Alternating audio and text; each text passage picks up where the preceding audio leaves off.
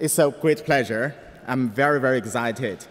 Our joint effort in preparing a center for Asian Greek and Chinese civilization at Southwestern University site started in June 2020. At that time, our international director of international office, spoke with Tian Lei. We three had a wonderful discussion, and I know this idea originated early, much earlier. And my sincerest thanks to our Secretary General for Higher Education, Mr. Dimitropoulos. Thank you very, very much at this great moment. This great moment belongs to you. And in the past 3 years, we worked very, very hard at the Chinese side. And, but we overcome all the difficulties and come to today. And we prepared a designing plan for the center in July 2020. And then we had a wonderful meeting with Mr. Dimitropoulos and Professor Cui and all the guests here via a Zoom meeting. And that started the joint master's program on Chinese and Greek civilizations, a comparative approach. And then, our Greek colleagues are very, very helpful. And through legislation, we have a legal entity here. And back in China, we discussed with the Ministry of Education, especially the international department. Now, looking back, everything seems very easy. But this process, I must confess, is a very, very difficult one.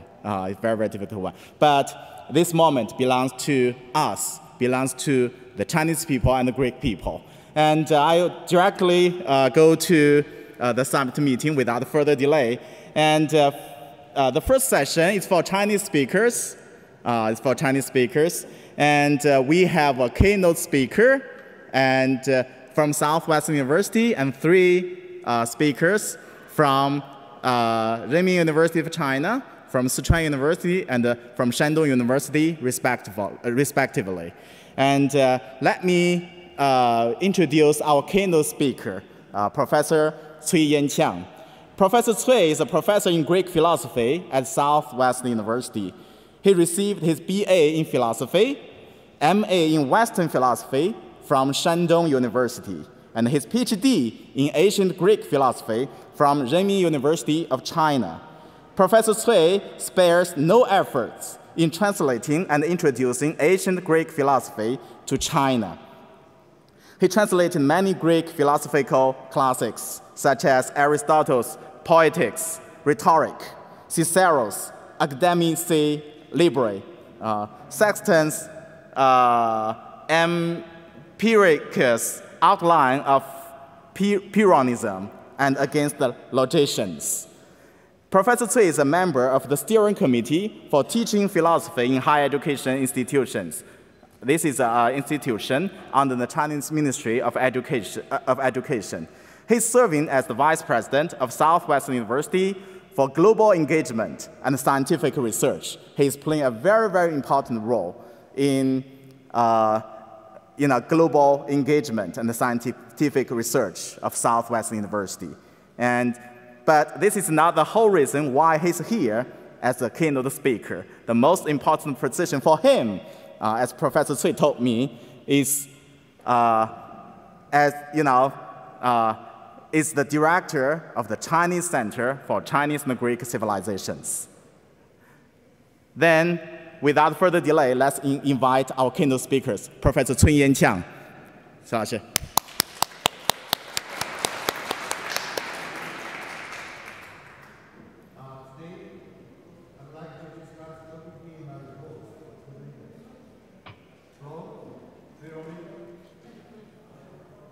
Microphone. Stelios, microphone to Professor. Yeah, microphone.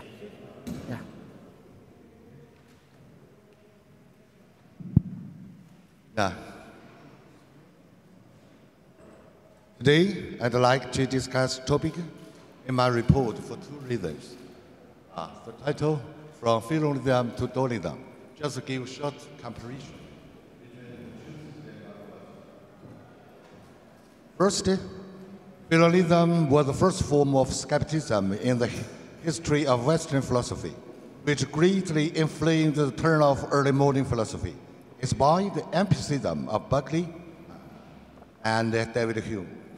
And even today, its deep challenges have relevance, thus making it worth of pondering. Secondly, Philologism was very similar to philosophy of Daoism school, because both play the role of anti-essentialism and anti-intellectualism in Western or Chinese philosophy by comparing the core concepts and arguments. The skeptical spirit of Philologism keeps dialogue between philosophies open and ongoing. First part, the three characteristics of Philologism. The skepticism movement, labeled as Philologism, emerged in the 3rd century BC and lasted over 500 years. Philo was the editor, Demon the advocate, Asenimus and Agrippa, the so-called scepter of New Delician revivers. The sector empiricals, a master of Philologism, who established a strict discipline of skepticism. Philologism, in general idea, I think, Philologism is not only a critical activity of the logocentralism, but also a way of life, a good game, that enables people to achieve tranquility after suspended judgment. Epoche is kind of therapy by which people can despair illusory idea from their minds, cut the natural links between knowledge and happiness, and thus realize how the real life without troubles of dogmatic philosophy is possible. The skepticism is a deconstructive and non-systemic philosophy, where there are no fixed views of their own. In a sense, it is a guardian of experience, common sense, habits, and tradition of living the world, distinctly suggesting naturalism. Stated in outline of Philologism, I just quoted this one, the first paragraph, for the time's reason. Skepticism is an ability or mental attitude which opposes appearance to judgment in any way whatsoever, with the result that, owing to the equipoise of object and reasons thus opposed, we are brought firstly to a state of mental suspense, and next to a state of unperturbedness or quietude, ataraxia. This sentence is so long, I pass by. From the quotation, we can sum up the three kind of characteristics of Philologism. First, as for the object, what skeptics criticize isn't a phenomena or the evident things, but the non-evidence that dogmas often talks about. That is, the various explanation of external reality. The term phenomena refers both to an impression or appearance directly presented by objects of feelings and thoughts, and to the experience and common sense in the living world, such as natural instincts, habits, education, and techniques. Skeptics consider them to be not an object of epoche. Hence, they can give accent. Give accent consciously or unconsciously. That's to say, skeptics don't answer the question on the external reality. They can't say yes or no, because the argument refutes assertion of dogmatism by depending on its own text as parasite, and express themselves together with the other argument, which said to be probative, just as purgative medicines. To this end, they put forward many models of counter-propositions to keep the positive and the negative propositions equivalent in terms of probability and improbability. Obviously, skepticism isn't epistemology because it's contextual, anti-systemic, and non-doctrinal. For example, its phenomena is not an epistemological concept, even if there are many epistemological views in skepticism. They could have been borrowed from dogmatism. It's thus clear that skeptics can succeed in critical activity because they don't have any preconceptions and don't replace one system with another. As Secretary put out, skeptics neither claim that they had discovered the truth. This means they don't have covered the reality, nor had the truth been undiscovered, but were persistently questioning and arguing to keep the dialogue between dogmatism going on and on. The second characteristic of Philinism concerns the methods. Skeptics sum up their objection against dogmatism as a model of argument. Suppose. Figuratively, the models are treated as therapies by which rationales and organs of dogmatism will be rooted out. These models are based on three rules, which are not the theories held by skeptics, no Aristotle's theories, no Stoic proposition logics, but the clear and distinct empirical fact grasped by human capacity of thinking. The three rules outlines can be understood as what Rorty, Richard Rorty, referred to as a mental rule of abstaining from pretense to discovering the truth and engaging in open-ended dialogue. The rules are as follows. 1. It is impossible to prove the infinite series of things. 2nd, identify what is uncertain by means of something else uncertain is absurd. 3. 2 contradictory propositions cannot be true. Firstly, the argument on the infinite series of things is bound to fail due to secular reasoning, it means dialelo, and infinite regression.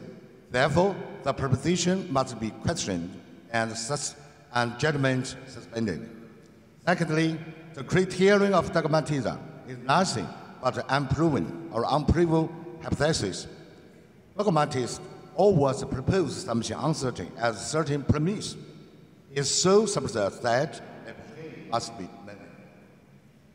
Secondly, finally, to every argument, an equivalent argument is opposed, and contrary proposition cannot be proved to be true at the same time.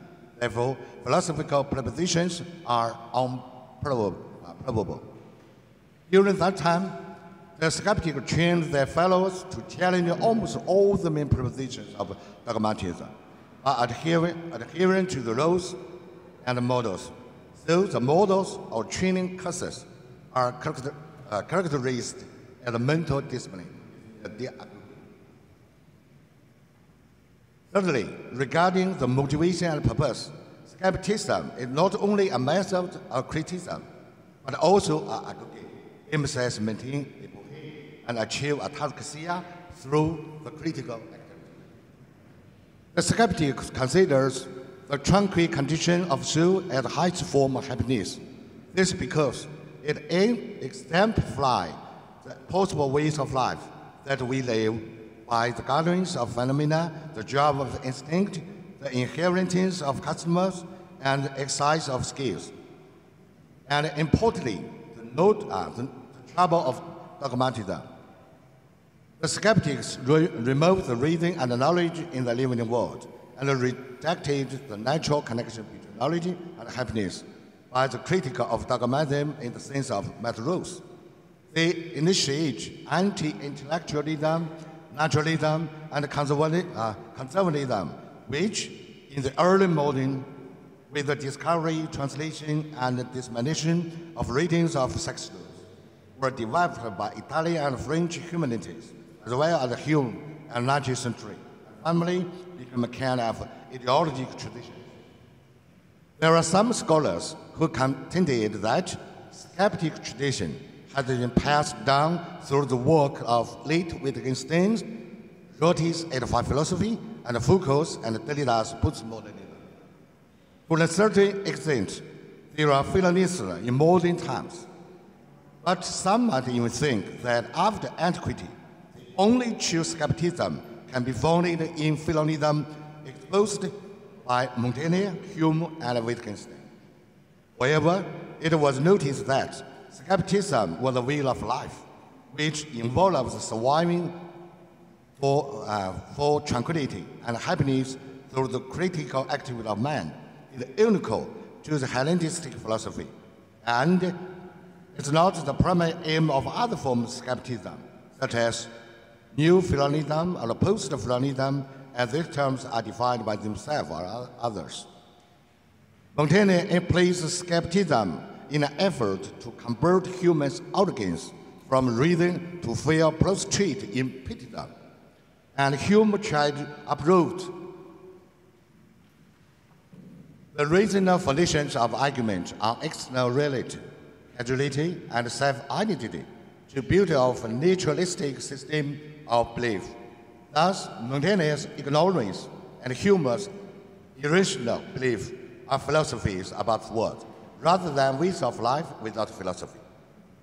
In conclusion, I think skepticism as a way of life belongs only to each world. Part 2. Short comparison of Daoism and Fonism. Daoism is a form of ancient Chinese philosophy that can be considered a type of skepticism. Like Confucianism, is a way of philosophy. It is interesting to notice that Daoism closely resembles Philonism in its two concepts, argument form, and the pursuit of peace. Above all, we must understand that door of Daoism, etymologically, the door spoken by Chinese refers to the way. The concept of door is placed in all things, with the highest form being the heavenly door. I think it's just like it should be. Seems like door in China. The heavenly door must conform to the heavenly door, and it is referred to Shuai Xin. Shuai Xin means just like Greek word arithmetic. And the task of education is to cultivate the door, and therefore people are better off acting with mean. Mean, translated into English, is just seems like understanding. It's not standard. I think it's very, very, very close to the word phronesis. I think phronesis is like Chinese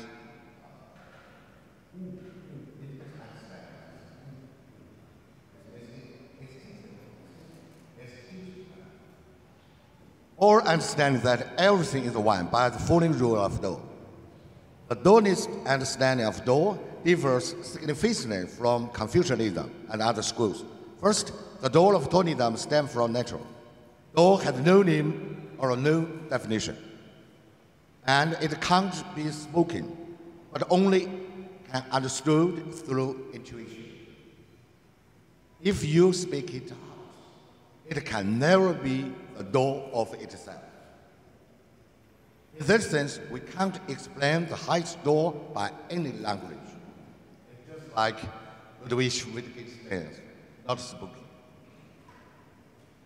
Second, door is the fundamental state in which all things are the one between each other from the view of door. Zhuangzi, a Taoist philosophy, told a story by comparing the two horizons of phoenix and sparrow. The phoenix has a wide field of vision and understands that all things are different from each other. It shows the state of the sea.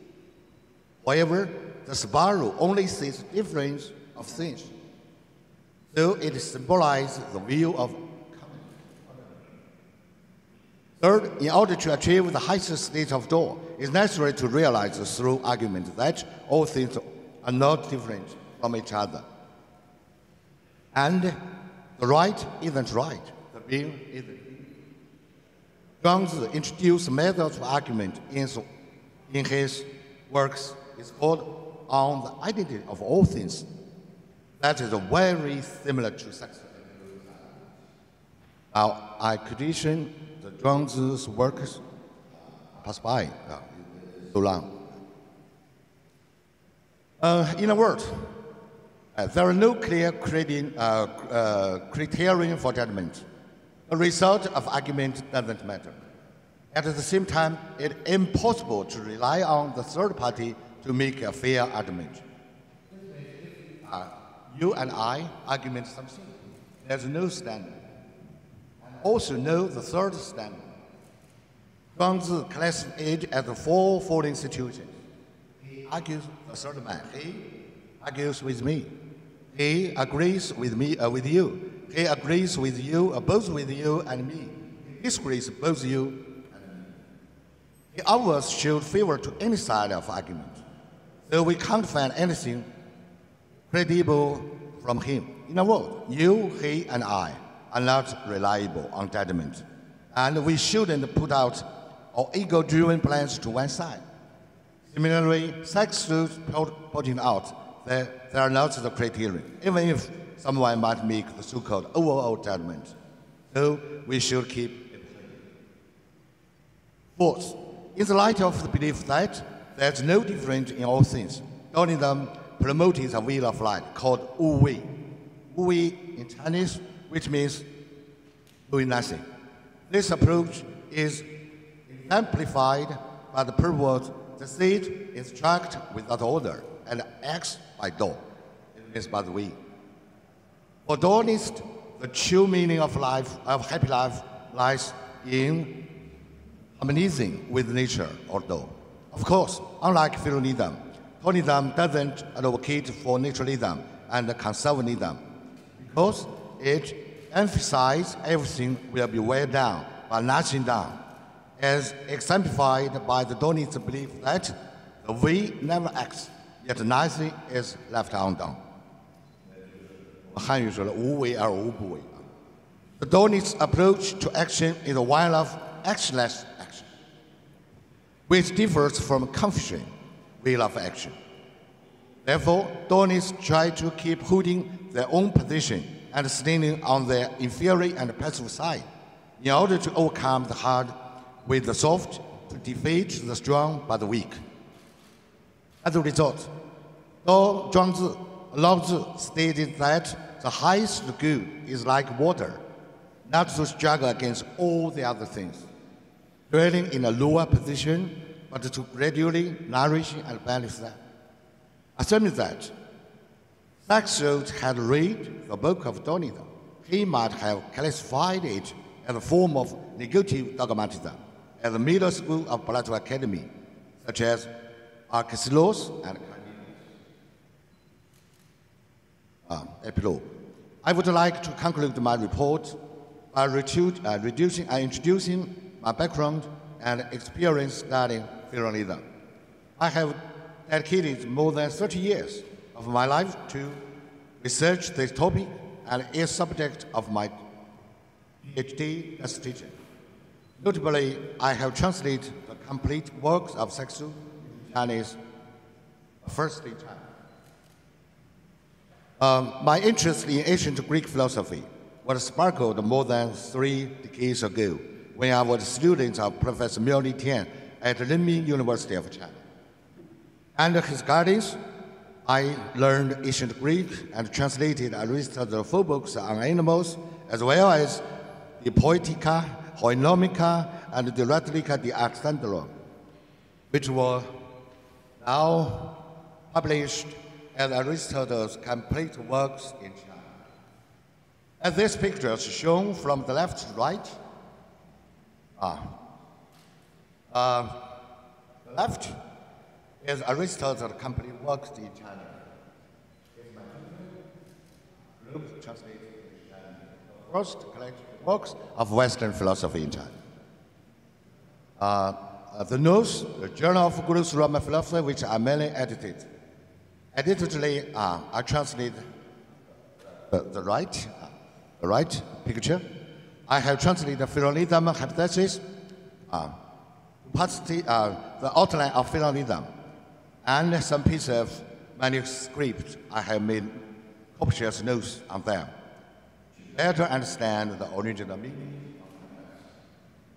In fact, there are many scholars on ancient Greek philosophy in China, including my school friend who speaks. All of them love classical philosophy. The study of Greek philosophy has been traditional in China for more than 100 years and has been passed down through 6 or 7 generations.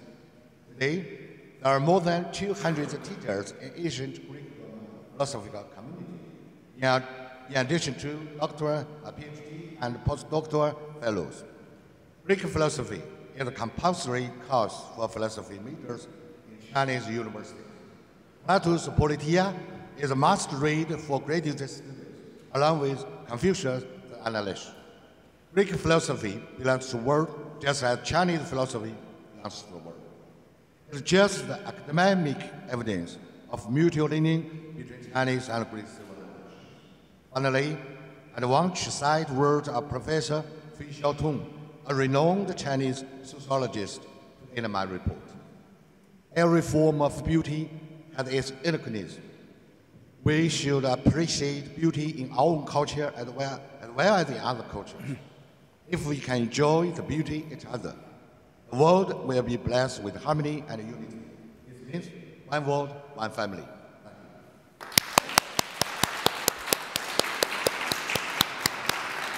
Thank you, Professor Cui. And I want to tell you that our region, Chongqing and the Sichuan area, is the home to Chinese Taoism. And you can come to visit us, and I'll show you around. You will get a better understanding and a deeper understanding on Taoism, one of the 3 religion in China. The Jinyu Mountain, which is very close to our campus is located at the foot of Jinyu Mountain, and there are Taoist temples there, and very, very interesting place. And thank you again to Professor Cui. And our next speaker is waiting on Zoom, Professor Zhang Zhiwei from Renmin University of China, and I'll say hello to Professor Zhang. Okay, because of the connection, it's not very good. And we will link Professor Zhang via WeChat, which is very, very good. And Professor Zhang Zhiwei from School of Philosophy, Renmin University of China. Currently, Professor Zhang is the director of the academic committee of the School of Philosophy and also president of the Chinese Society for the History of Foreign Philosophy. We have this academic society for the history of foreign philosophy. And also vice president of Beijing Philosophy Association. So each province has a philosophy association. And he once served as executive deputy dean of the philosophy school. Professor Zhang was selected as Renmin University's first cohort of distinguished professors. As an outstanding scholar, his research direction is Western philosophy. He wrote many books, and the representative ones, to name a few, Kant's Moral Worldview, The Historical Evolution of Metaphysics, and the History of Western Philosophy, and 15 lectures on Western philosophy. And he's the professor who is introducing Western philosophy to Chinese students. And so let's invite Professor Zhang. Professor Zhang will speak Chinese, and there will be English transcript and shown simultaneously on the screen. Zhang 老师 the floor is yours. 你可以讲了，张老师。好的，我开始。开始了。好的。能听到吧？能听到。能听到。哎，好的，好的，好的，谢谢，谢谢。各位专家学者好啊。不好意思啊，这网络出点状况是吧？那我的发言题目是返本开新，研究古希腊哲学和古代中国哲学的现实意义。众所周知，雅斯贝尔斯有一个轴心时代的理论，虽然也引起了一些争论，当然，但是仍然不失为一个探讨人类文明历史进程的理论框架。按照轴心时代的理论，在公元前800年到公元前200年，这500-600年的时间，在世界范围内出现了希腊的哲学、中国的先秦诸子百家、印度的奥义书和佛陀、伊朗的索罗亚斯德和巴勒斯坦的犹太先知等原创性的文明理念，奠定了人类各大文明的基础。但是，随着17世纪科学革命以及由此而引发的一系列的连锁反应，少数西方国家率先走上了现代化道路，最终波及全世界，使得人类文明在几百年的时间里经历了从传统社会向现代社会的转型，形成了我们今天这个全球性的科技文明，而其结果是导致了轴心时代的没落。毫无疑问，现代化给人类文明带来了极其深刻的变化，它的成就有目共睹。像生活质量的提高，人类寿命的延长，比过去增加的更多的自由与平等，狭隘的地域限制的消除，人们的生活存在着多种多样的可能性。但是人类也为此付出了昂贵的代价，生态环境遭到破坏，物种大量灭绝，能源消耗殆尽，大规模杀伤武器的威胁，信仰危机，价值观念颠覆等等等等。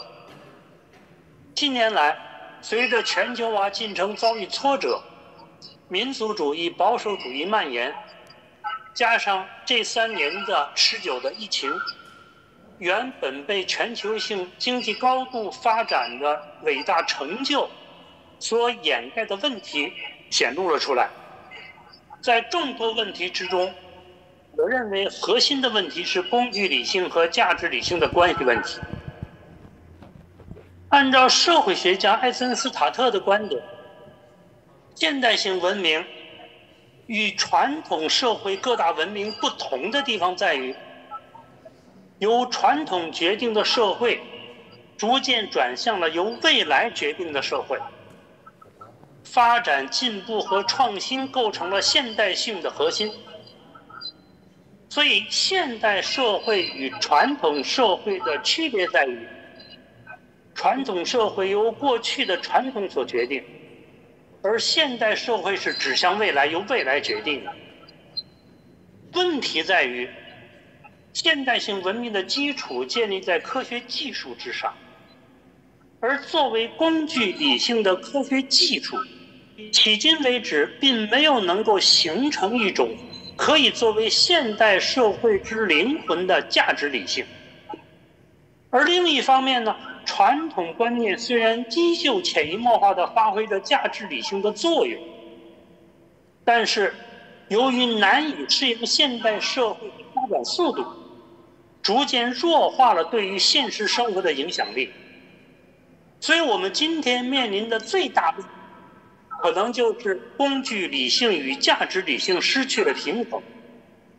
那么传统的价值观念如何与现代化的科技文明兼容，是摆在我们面前的重要课题。历史上的文明往往是由不同血缘关系的人们，乃至不同民族的人们，甚至不同文化的人们，因为地域和历史等各种原因而结成的共同体。轴心时代各大文明理念至少具有3重的作用。首先，第一是作为抵御虚无主义威胁的堤坝，它形成了一个意义的世界。第二，作为伦理规范，体现为将不同血缘、不同民族凝聚为一个整体的精神纽带。第三，作为安身立命的理想，体现为个人精神追求的道德境界。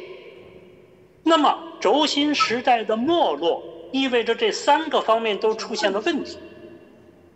我们前面讲到，全球性的科技文明自身无法产生出能够取代传统观念的价值观念。那么，对于我们这些研究人文学科、研究哲学的人来说呢，或许我们的历史使命就是如何使古老的文明理念重新焕发青春，恢复工具理性与价值理性之间的平衡。我们必须把希望寄托在传统文化与现代性的相互适应上。如果传统代表着历史，现代体现为未来，那么我们所做的就是激发历史的可能性，让历史走向未来。轴心时代的各个文明理念都是在相对独立的环境下形成的。那么到今天，随着世界从相对独立的各个文明以及各个独立的国家走向了全球性文明，地球变成了地球村，我们也面临着全球化背景下多种文化的碰撞与融合的问题。如果我们可以把未来可能形成的全球性文明称之为新的轴心时代，那么很显然，一种全球性文明的价值观念不可能建立在某一种文明理念或者某一种宗教观念之上，它必须是由所有文明共同参与、共相互融合、相互合作而形成的，而且能够解答当代科技文明所面临的问题，从而与现代文明兼容并且接轨的价值观念。所以，我们不仅需要返本开新，激发传统观念的活力，而且需要使传统的各个文明理念能够相互融合，形成一种崭新的全球性的文明理念，从而引导全球性文明克服种种困难，解决各方面的难题，走向繁荣。因此，我们今天成立的中西文明互鉴中心，不仅具有极其重要的理论意义和学术价值，而且具有极其重要的现实意义。我的发言到此为止，谢谢 ，Thanks。Thank you, Professor Zhang. You can hear the applause from the audience. Thank you. I know it's very late for you, and Professor Zhang just just recovered from the COVID, and he returned home from the hospital after 20 days at the hospital.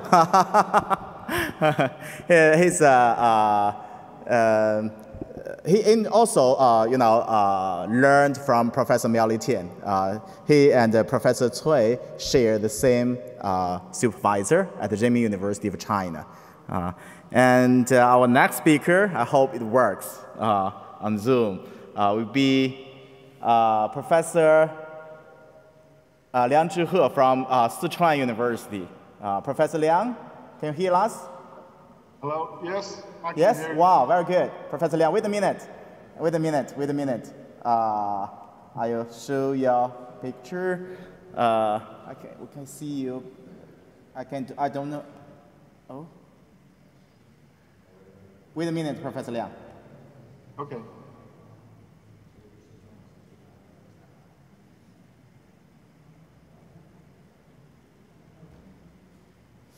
I think I need some help, yeah, to make the window. Or just open this or that. Yeah, bring the small window.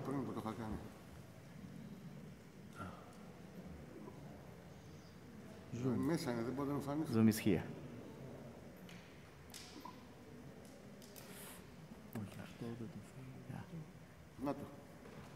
Oh, here. Over here. Oh, yeah. Yes? Yes, Professor Liang. The floor is yours. Oh, I want to introduce you, Professor Liang. Such an excellent scholar. I want to introduce Professor Liang.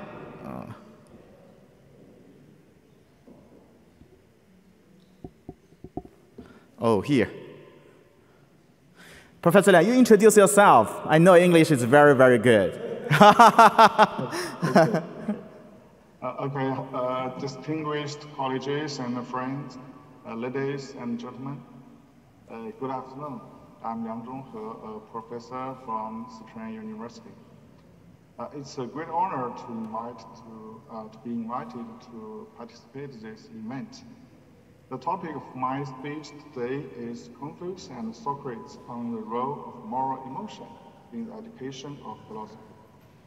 We know that Confucius and Socrates have many similarities. For example, they did not write books or articles by themselves.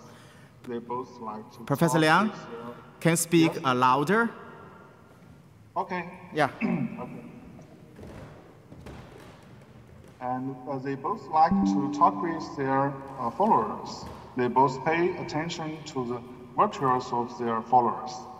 They both treated students differently, and they love students very much and promote their progress in virtue, reasoning, and even practical life skills. But some external similarities do not explain the internal commonality between them very well. Because on the surface, the two philosophers don't like writing and love talking.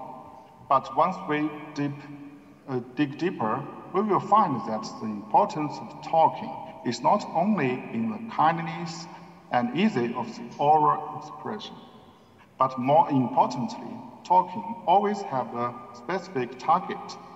In other words, it must be aimed at one or more students or followers.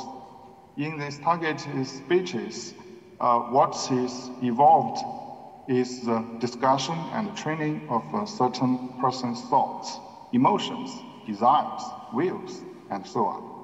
Therefore, both of them are aiming at individuals to achieve a kind of general education. Integrating philosophy principles are texted and practiced on a person in the formal speech. They all pay attention to the improvement of students' morality, but they don't just prove that we should be good and do good through strict logical arguments, but realize the improvement of self-virtue by stimulating students' inner moral intuition and enthusiasm. In this aspect, talking are better than words. It's difficult for students to understand and practical moral knowledge only through words. They must be educated and guided in a timely manner in face-to-face conversations, and use appropriate methods and language to target different students. It's possible to see the effect of philosophical education on a person more effectively. Therefore, throughout their lives, the two great thinkers are always surrounded by crowds. This audience are not drawing a class, but want to talking with Socrates and Confucius in detail, or listening to them and others talk about some topics in detail. Therefore, philosophical education for the two great philosophers is not simply to a truth or dogma, but to practice the knowledge of virtue in the life of individual person. Let's give two examples to illustrate. Let's first talk about the obvious example of Socrates and his famous disciple or lover, Alcibiades. In Plato's Symposium, Alcibiades makes a confession of his love for Socrates, in which he says, Socrates is the only man in the world who has made me feel shame. Oh, you didn't think I had it in me, did you? Yes, he makes me feel ashamed. I know perfectly well that I can't prove he's wrong when he tells me what I should do. Yet the moment I leave his side, I go back to my old ways. I cave in to my desire to please the crowd. My whole life has become one constant effort to escape from him and keep away. But when I see him, I feel deeply ashamed because I'm doing nothing about my way of life, though I have already agreed with him that I should.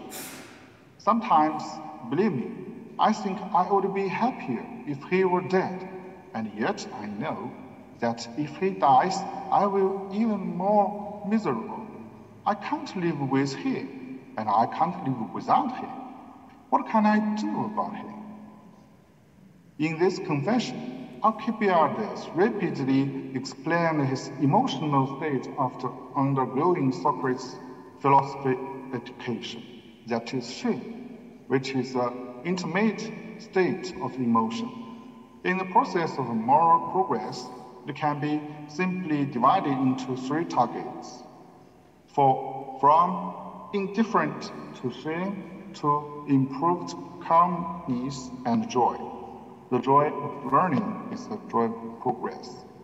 But unfortunately, Alcibiades is in the second stage and has not changed.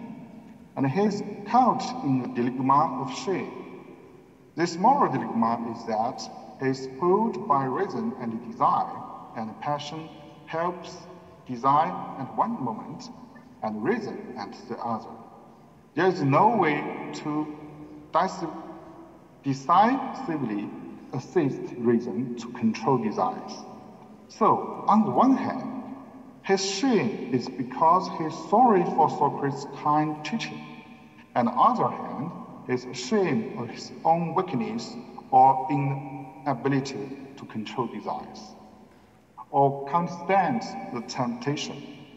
That's why he said that he hoped that the person who brought him the second kind of shame would die, so that no one would make him appear needy or virtuous. But at the same time, because of the first kind of shame, he didn't want Socrates to die, because after the death of Socrates, he would lose the person who sincerely taught him forever and lost the possibility of moral progress.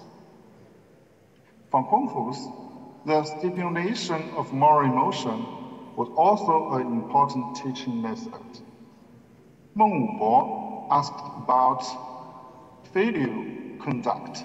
The master repeated, "Give your mother and father nothing to worry about beyond your physical well-being." In this example, Confucius stimulated students to recall their parents' worried state when they were sick, and then sympathized with his parents' feelings, and then promoted this feeling to a higher moral emotion, that is, the natural love of parents for their children. And the kind of natural response called by love, although children's kindness to their parents is learned, it is also based on this natural emotion. And once the natural emotion is conscious, it's become a moral emotion, and it becomes a self-requirement for moral behavior for human beings. From the brief examples above, we can see that Confucius and Socrates' emphasis on moral emotion determines that their philosophical education is an individualized education with the participation of moral emotion rather than abstract or pure demonstrative education. Our in-depth discussion of their similarities and subtle differences will further deepen our understanding and reflection on our own civilization, and also enhance mutual understanding for better cooperation and exchanges in the future. That's all. Thank you very much.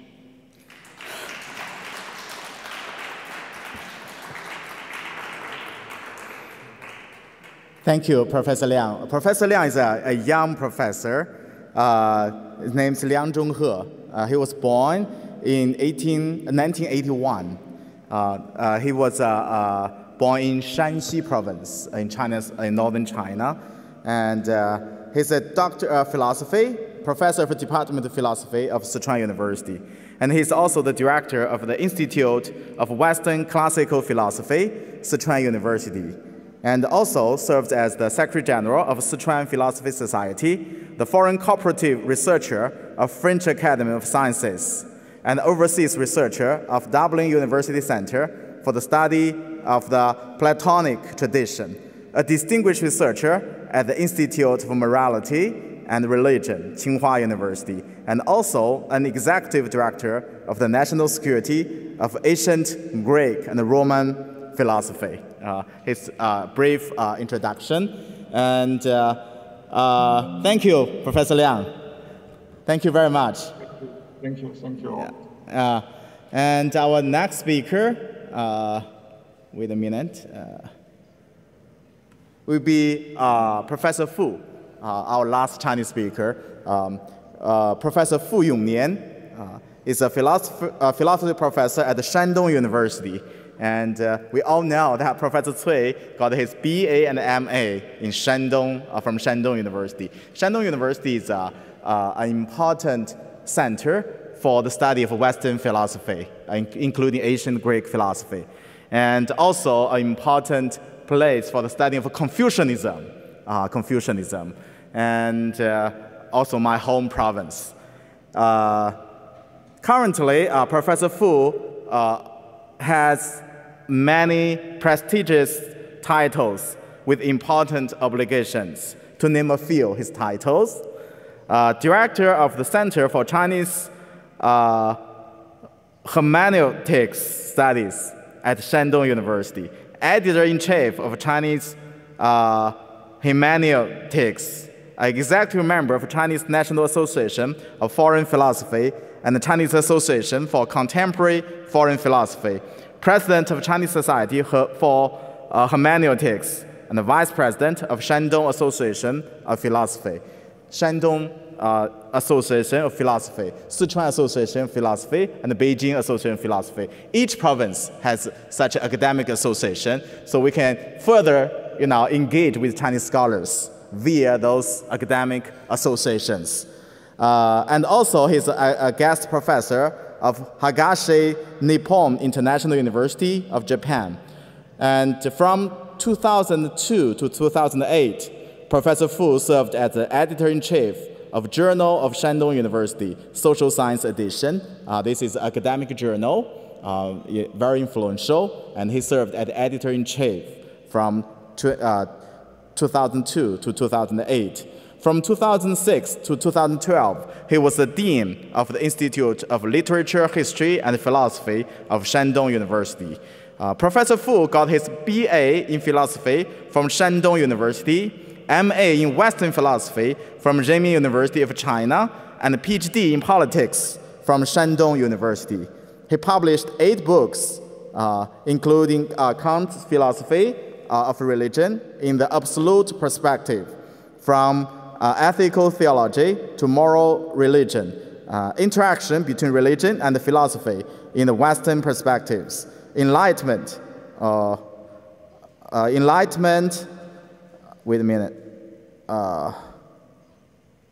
Enlightenment, Critical Hermeneutics and Religious Ethics, And also he published 50 journal articles in many prestigious journals. Okay, Professor Fu, are you online? Okay, thank you. Thank you. Good night, everyone. My name is Fu Yongjun. I come from Shandong University. 我下面的发言就用中文了。我发言的题目是西学东渐与中国诠释学的创造性建构。Professor Fu，傅老师，您稍等一下，我把您的 PPT 给您打开，我给您帮您做的 PPT 啊。好的，傅老师。谢谢。Thank you。好。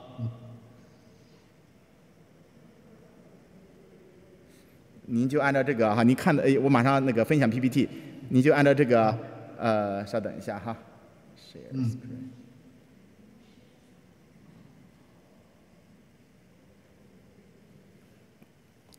稍等一下，我播放一下 PPT。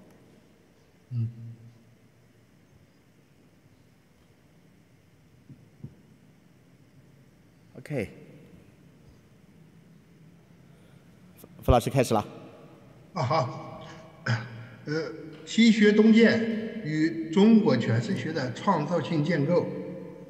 诠释学起源于古代希腊，从词源学角度说，诠释学一词联系着诸赏生意的神的使者哈尔缪斯，他的主要任务之一是把神的信息这种超出人类理解的东西转化成人类智力可以把握的东西。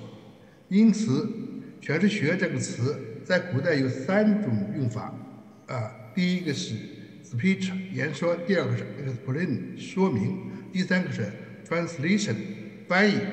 这3种用法都和 interpretation 相关，也是要将某种在时空和经验中被分割开来的已知的东西，经过哈尔缪斯过程成为熟悉的、当下可理解的东西，也就是解释。方法论诠释学是现代诠释学的第一种形态，对解释方法进行研究是它的主要任务。经由海德格尔在嘎达莫尔手中完成的诠释学存在论转向，将诠释学发展为一种存在论哲学。它不再以方法论中心，而将关注的重点放在了解释背后的哲学根据，回答解释如何可能问题。嘎达莫尔的哲学诠释学代表着当代诠释学发展的高峰，支配着当代诠释学发展的方向。20世纪80年代，中国大陆进入了改革开放时期，学术界也不例外，面向世界展开学术交流，开启了中国近代学术史上的第2次西学东渐。西方诠释学随之进入汉语学界，产生了巨大的思想效应，突出地表现在3个方面。第一，唤起了在中国学术中沉睡已久的经典诠释意识，中国学者开始将传统的解经方法置于现代学术范式中进行考辨探究，揭示文献语言知识与经典诠释之间的关系，通过反思重建以激活其阐释的现代功能。第二，以西方诠释学为参照，对中国经典注释传统展开检省、挖掘和整理隐含在浩瀚中国经典注释实践及其文献中的理论与方法，通过反思传统，重建中国古典诠释学。第三，通过与西方诠释学的平行对话，对中国经典诠释传统进行创造性阐释，建立一门独立的中国经典诠释学。前2个方面致力于完成中国经典诠释传统的现代转型，后1个方面则明确提出建构中国诠释学。显然，建构一门被称作中国诠释学的新形态的哲学，更为汉语学界所重视。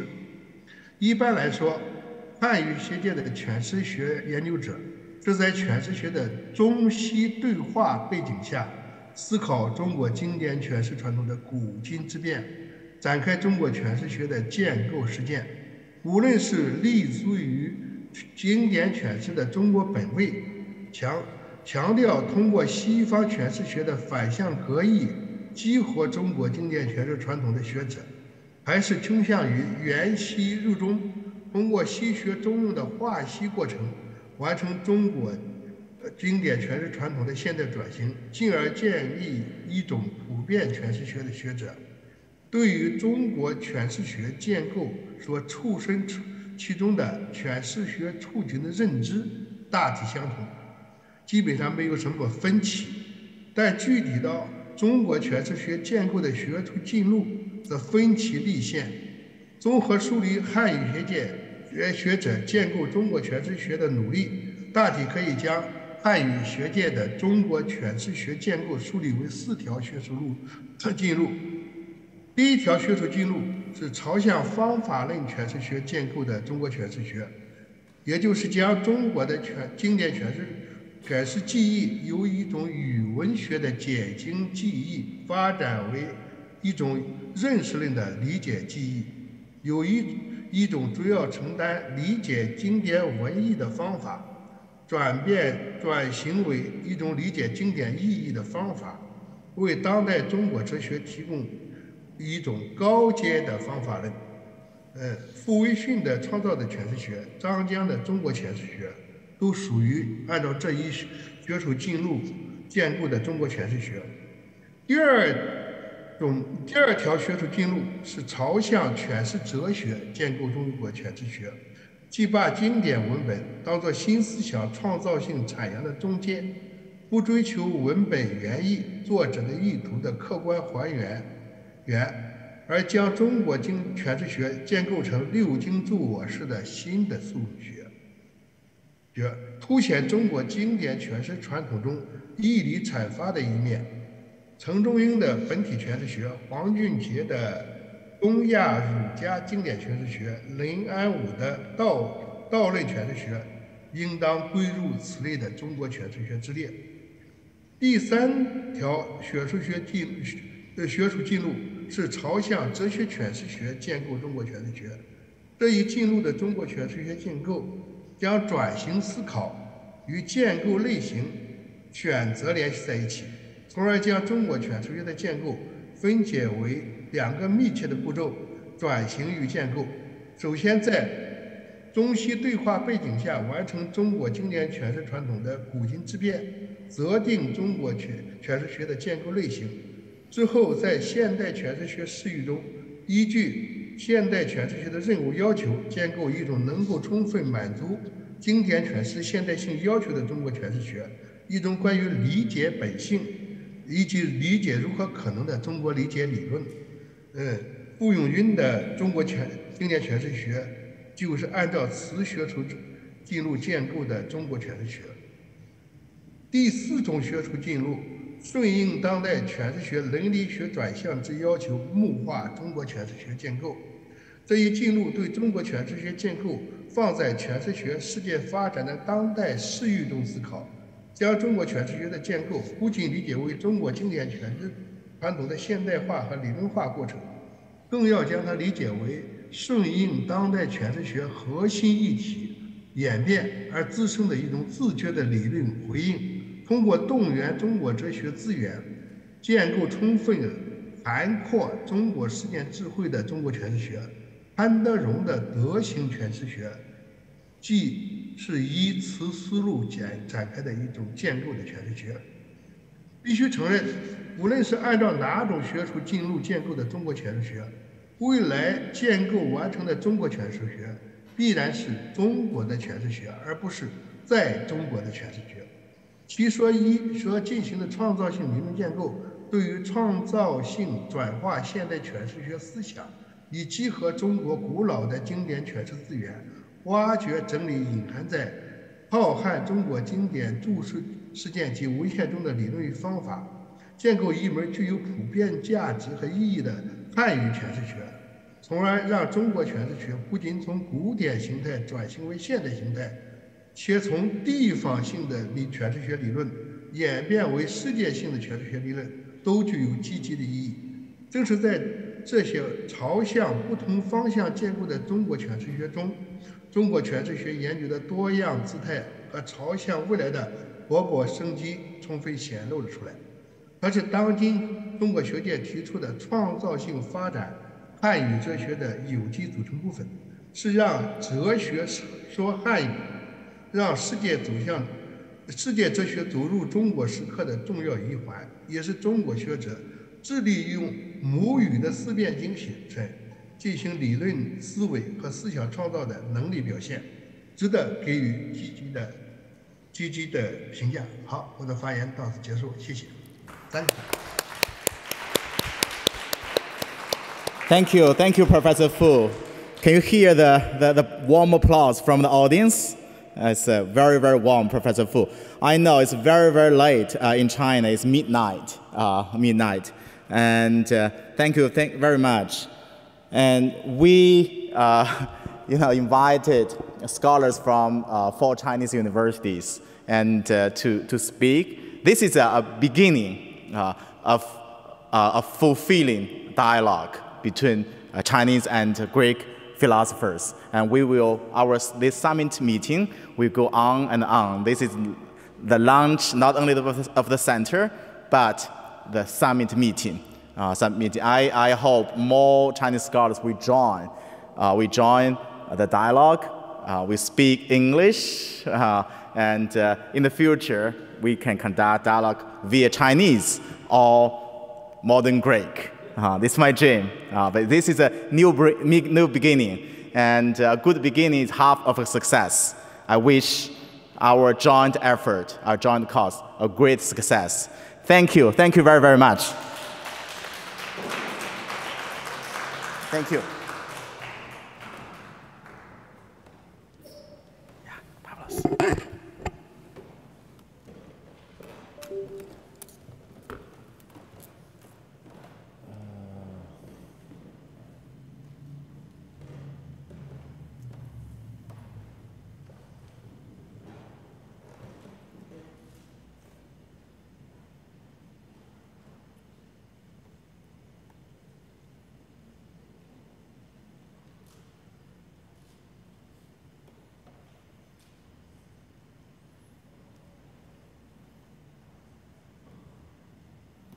Okay. Thank you very much, dear Young. Young has been a collaborator for 3 years, and he has helped us to overcome many difficulties, both in Greece and in China. I think that without Young, there would have been no progress in all our collaborations. I will not give a philosophical speech. I'm the manager. I will just give a picture of what is going on to make things clear for everybody. So, 4 universities, 3 common actions and a common vision. The 4 Greek universities that participate in this common project are the National University of Athens, the Aristotle University of Thessaloniki, the University of Crete, and the University of Patras. And these 4 universities have launched 3 actions. The first action is the reason we are here today. It's the Center of Greek and Chinese Ancient Civilizations. It has not been clear, I think, till now, that there is a similar center in China with almost the same title. The title of the Chinese Center is Center of Chinese and Greek Civilization, just a small reversal. And our hope is that these 2 centers will collaborate in the future as much as possible. But the problem in Greece is that we have not been able to get funding for our center. In order to resolve that problem, we made something different. We collaborated in order to make a program with the title Promotion of the Study of Greek and Chinese Civilizations, which got a very important funding, as you see. It is funded by the Greek government and the European Union. Something like 400,000 euros have been given to us, but we have to spend it in just 9 months, from now till the end of October. How we will spend that money? It's not easy to spend that money in just 9 months with all the restrictions imposed by Greek government and the European Union. We have made big plans, a number of conferences in Patras, in Athens, in Thessaloniki, and in Crete, but also small workshops or seminars with Greek colleagues, colleagues from China, colleagues from everywhere in the world, Europe and the United States included. A summer school in Crete, visiting professorships. Greek scholars will visit Chinese universities and vice versa. Also, much money will be given to publicity and advertisement. I think the next step will be to have an advertisement in Air China. A series of Chinese philosophy in modern Greek. So a number of translations from English about Chinese philosophy or from Chinese about Chinese philosophy to modern Greek with the most prestigious publishing house in Greece. A translation of Greek books in Chinese. We have already a collaboration with Peking University Press, and also we will give funding for a new edition of Aristotle's complete works in English so that Chinese students be able to read a reliable translation of Aristotle in English. And there is the third action of which I'm very proud. It's the master program of Chinese and Greek civilizations, a comparative approach. This is always something done by the 4 Greek universities, but this time with a very close collaboration with Southwest University at Chongqing. This program has 2 main features. It is the first master program worldwide that cultivates the comparative approach to the 2 civilizations, and it is the only one worldwide that combines a year of studies in China and a year of studies outside China. So the first year of studies will be held at Southwest University of Chongqing, China, and the second year of studies at the University of Patras in Greece. So all students will go to China for the first year, and all students will come to Patras the second year. The program is obviously in English, but students will be given the opportunity to study Chinese in China and ancient Greek or modern Greek in Patras. So I think that we need you to be the first proponents and promoters of this pioneering MA program. We need your assistance. We need to tell good things about this program. And to judge from what I heard by the Vice President of China, the Chinese government has a willingness to really promote this program or programs of this kind. So, I will directly give the speech to Stelios Virvidakis, who is the director of our Greek Center. Stelios Virvidakis is a professor at the University of Athens. He has taught at many places everywhere in Europe, in the States, in Asia. He has written many books and many papers in English, in French, and in modern Greek. He is specialized in the history of philosophy and in ethics. And here he is. Do you have a PowerPoint? I have a PowerPoint. Okay. Just close this and I will find it. I think it's where here. Philosophy is away. This one. Okay. Thank you. Okay, so I hope you can see my PowerPoint. Well, let me begin by welcoming our foreign guests and Chinese friends and everyone. Let me say also that on behalf of all the members of the Greek Center, that we are very happy, honored, and grateful also to President Xi for his support and his response to our letter by his congratulatory letter. And I'm not going to read you a paper that is continuous text. I'm going to present through PowerPoint my idea of a kind of research project. Of course, this sounds like a scientific paper, so I'm going to try to go fast. Of course, I'm not going to read fast so that you follow me. I know everyone may be tired after this long day. Now, the idea is that I'm interested in the concept of philosophy as a way of life. In fact, Professor Chui, talking about skepticism and Taoism, mentioned the fact that Greek skepticism counts as a way of life. It's not just a theoretical approach. And I want to explore this idea following certain positions and variants in the literature and the bibliography. Now, I'm going to start by referring to this idea that appears in the works of Pierre Hadot, a French historian of philosophy, which appears as a new approach to the study of the history of ancient philosophy.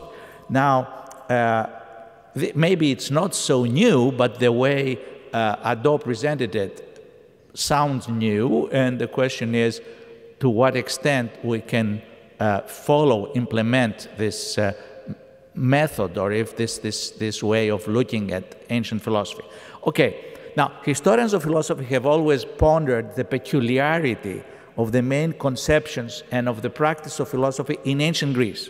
And that starts, starting from the pre-Socratics to the Hellenistic age and to Neoplatonism. So the idea is that there is something very distinctive about Greek philosophy that makes it different from other philosophical trends and periods even in the modern era.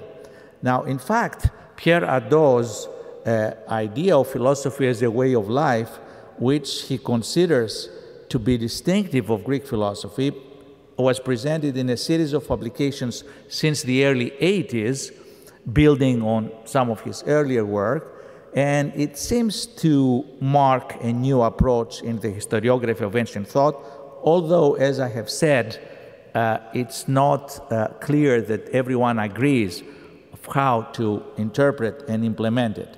It's this book that, first of all, one should refer to, Qu'est-ce que la philosophie antique, which has been translated into English, What is Modern Ancient Philosophy? And it provides, this book, a concise but systematic introduction to Hadot's positions, displaying his methodology quite clearly. Now, let me see. Okay, this is the English edition of Hadot's translation of Hadot's book. I think it was 2004. I have a bibliography at the end, and if one is interested, I can make it available to you if you write to me. Now, let me just move this. Well, the question is whether we can find parallels in the construal of ancient Greek philosophy also in the historiography of Chinese philosophy. I don't know, and maybe if we had a discussion session and if we could have longer, working together today, people could inform me about how Hadot's work has been received in China and whether it has actually. Now, in Hadot himself, in the index of his book, refers to Chinese philosophers just in a chronological table, but he doesn't discuss them. But he builds on his work also of late antiquity, of philosophy of late antiquity, but also the Roman philosophy and philosophy of early Christianity and philosophy of the Middle Ages, scholastic philosophy. Now, he also refers to the possibility of adopting this interpretive schema when we approach also philosophers of the modern era. He refers to Kant, of course, and that's not very clear why and how we do it, but it's an interesting idea. Now, in what follows, I shall focus on the elaboration of Hadot's insights. And I'm going to formulate questions regarding the possibility of adopting one or another variants of Hadot's approach. And I'm going to ask which of these variants might be useful, fruitful for approaching Chinese philosophy. Now, when I talk about Chinese philosophy, my presentation is not based on any profound knowledge of Chinese philosophy. I'm just going to talk about what I have read and I have studied in a way secondhand in introductions and presentations. Unfortunately, I cannot study, at least at the moment, Chinese philosophy in the original.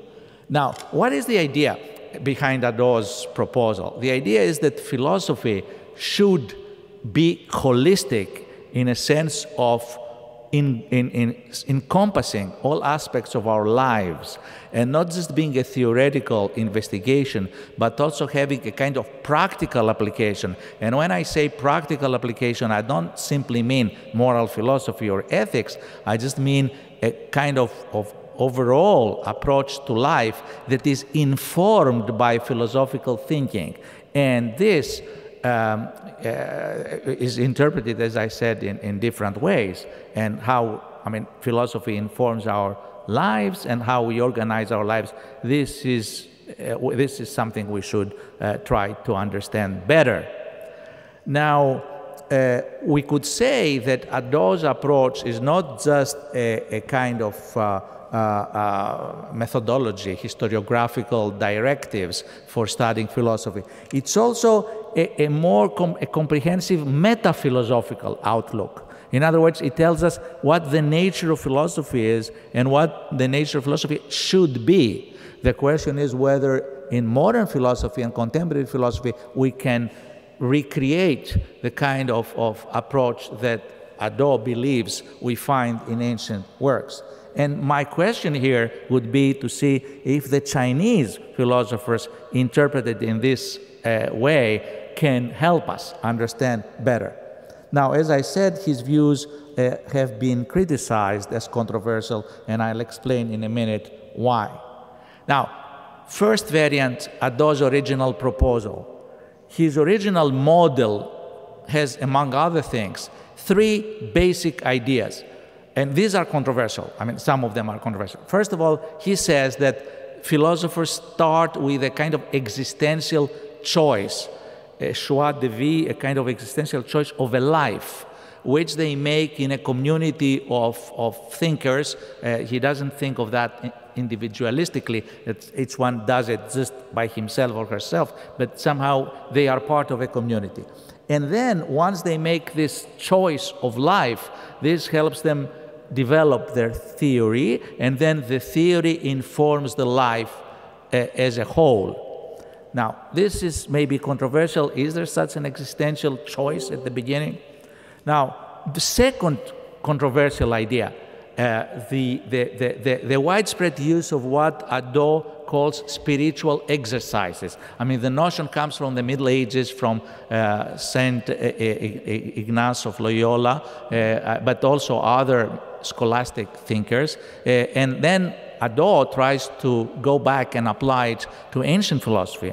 And although it seems that with the Hellenistic period, the Stoics, the skeptics, Epicureans, it may work, or in Roman philosophy, in Seneca and so on, you may find attitudes that count as spiritual exercises that involve also sometimes also the body. It's not so clear that earlier Greek philosophers had these exercises. Of course, Hadot argues that you find them in Socrates. With the pre-Socratics, it's more doubtful, but with Socrates, it can be argued. And these spiritual exercises engage our whole existence and somehow offer us the possibility of a conversion, of transforming our lives, changing our lives. I mean, this sounds religious, as you realize, and this is also, this explains how Addo has been criticized, that he was influenced by his study of Christian philosophy. And then he says that discursive thought is articulated in theoretical constructions and expressed as an integral dimension of the pursuit of wisdom, but wisdom is not easy to attain. Actually, it's not really attained at the end, in most cases. Now, if it were attained, then we would have a kind of mystical union with the One, or a full conversion that makes you abandon discursive theoretical work. Now, a different second variant would be the variant that is elaborated by our friend and colleague Alexander Nehamas, who is also a member of the Academy of Athens and for many years professor at Princeton, whose work is called The Art of Living. And this idea of the art of living lays emphasis on aesthetic aspects. It's what we might call an aesthetics of existence. And there is a different kind of criticism that one can address to Nehamas, that he aestheticizes, in a way, philosophy, including Socrates. I mean, the way he presents Socrates, which is an enigmatic thinker, I mean, lays emphasis on originality, authenticity, and creativity. And Socrates teaches us how to imitate him by not imitating him. And of course, he plays a lot on Socratic irony. Now, the third, well, this is The Art of Living by Nehamas. The third variant I have in mind is the work by John Cooper, Pursuits of Wisdom, 6 Ways of Life in Ancient Philosophy from Socrates to Plotinus of 2012. And now Cooper goes in a different direction. He doesn't discuss Nehamas at all, but he attacks and criticizes Addo by arguing that there are no spiritual exercises really in ancient philosophy, and that's wrong. And what he proposes to do is just offer a philosophy as a way of life conception which is based on argument. I mean, mostly reasoning leading you from a certain position to a certain original insight to practical philosophy of a certain kind, and allowing you to attain eudaimonia or some kind of good life. Now, these are 3 variants. This is Pursuits of Wisdom. And now, thinking about how we could sort this out, I looked at a proposal by an American philosopher, Stephen Grimm, which he has presented in various papers, but he presented it in a concise manner in a webinar, in an online seminar from Melbourne, Australia, organized by Matthew Sharp, a specialist in this approach to philosophy. Now, Grimm proposes the following, that in order to have a philosophy as a way of life approach, you have to have 3 things. You have to have an original position or condition conceived according to a philosopher's metaphysics or anthropology. This is how we are now. Then you have to have a kind of vision of the good. What is the good you want to attain? I write it as C here. And there is an intermediate link, B, and B is the way or the path. Now, this sounds like the Chinese idea of the way now, but I mean, it's not, doesn't mean that. It means the way you go in order to achieve, to transform yourself and to move from A to C and attain the vision of the good, realize the good. Okay, I think this analysis this model can help us, if we apply it to Greek and Chinese philosophers, can help us perhaps see whether we succeed. And one of the advantages that this approach has, is that it may allow us to make a comparative evaluation, how we distinguish different ways of philosophies as way of life, and how we compare them and perhaps assess them at the end of the day. Now, to give you an example very fast, applying this to Greek philosophy, Socrates, starting with ignorance and some kind of confusion about what you know. This is the original condition or position, and you want to be enlightened. Now, we don't know much about the real historical Socrates. There's a lot of Plato in the figure of Socrates that we know. So I'm very cautious here. But the way to go would be to apply the Socratic dialectical method and the dialectic method. And this will presumably allow you to just attain self-knowledge, if this is the vision, self-knowledge as much as this can be attained. Now, in Plato, it's more clear that you move from ignorance and injustice and a situation of the soul which is not a harmonious soul, or a city which is not a harmonious city, to a kind of harmonious condition, realizing justice, which is the correct harmonization of the three parts of the soul, each part doing its own job in a way.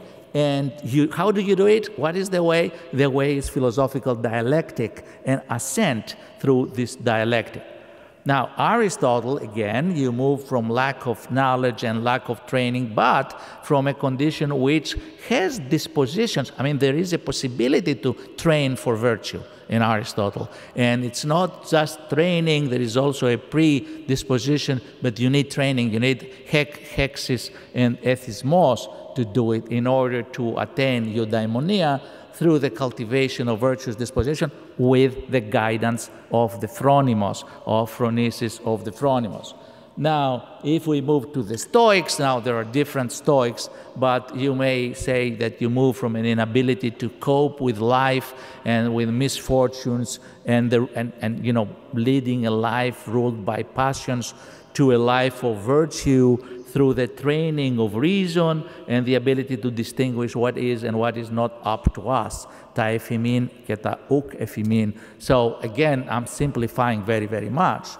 And in Epicureans, moving from suffering and fear due to ignorance this is the original condition, to the pursuit of the avoidance of pain and the enjoyment of higher pleasures through enlightenment about the workings of nature. Here you use physics and the you know, atomic theory and understanding how nature works, and that the gods are not really involved in our lives, and so you get rid of fear, and argument may allow you to get rid of fear of death.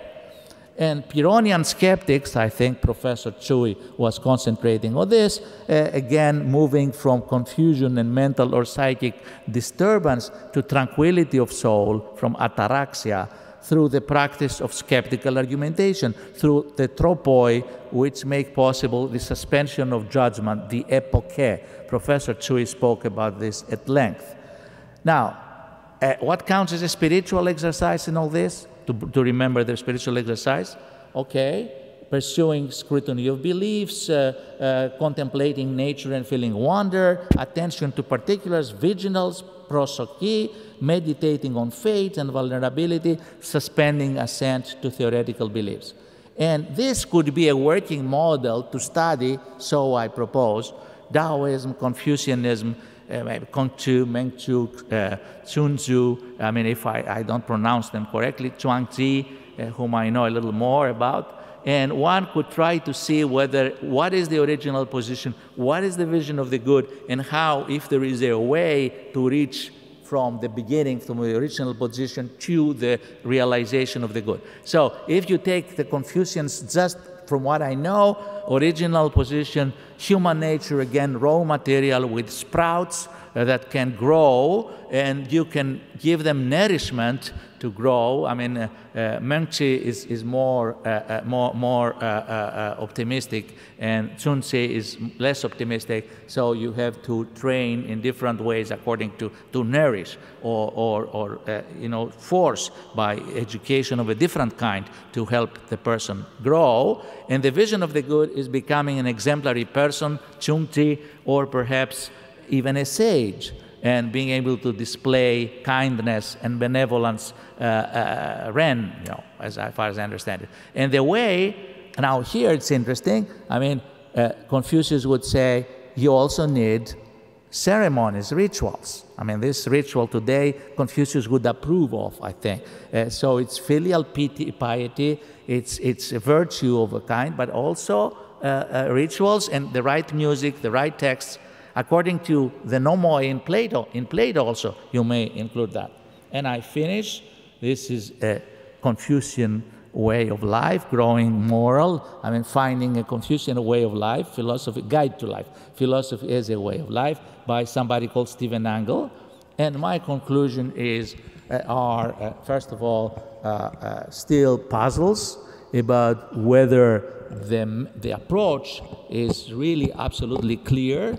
And I have left a lot of questions unanswered or even not formulated properly because we didn't have the time. That's work for further research and for a bigger conference. Then I want to submit my belief and my idea that the conception put forth by Ado and appropriated and elaborated by other philosophers like Cooper, or maybe Cooper doesn't fit the Chinese model so much, but Ado does, and spiritual exercises are there in Confucius. All this is a promising research project which I would like to begin, and perhaps if I visit your universities, I would like to move on and talk more about this and learn more from you about the Chinese thinkers who may be, as Pandelis is going to say, mirrors also to us to gain insights about ourselves, about our own tradition. Thank you so much for your attention.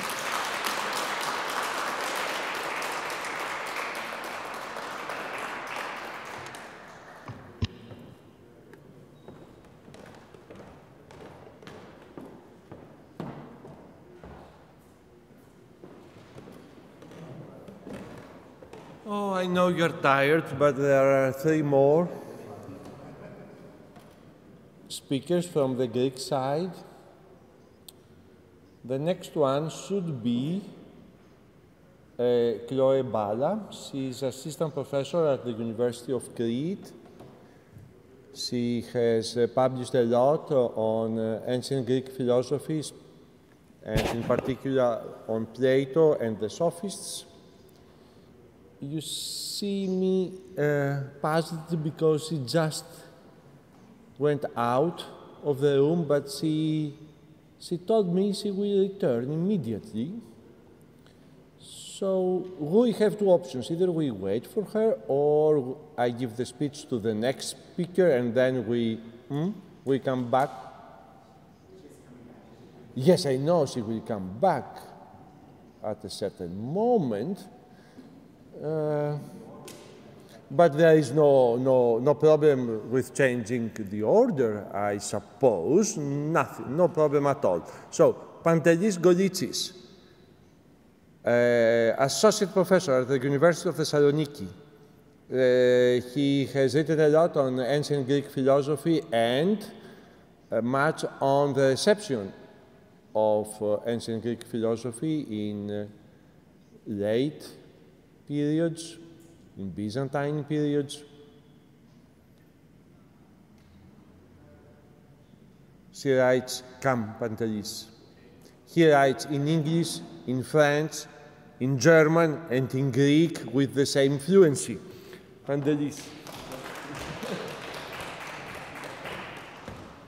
Thank you very much. Unfortunately not in Chinese, but hopefully in the future. I have prepared a PowerPoint, which I will try to find.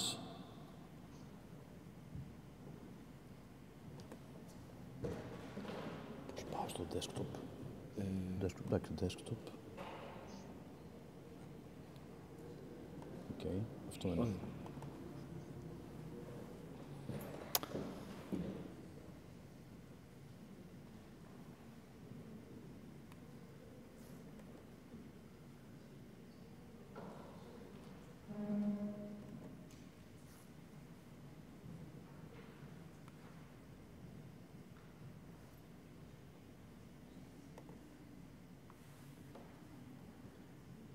Yes, can you? Yes, that's my PowerPoint.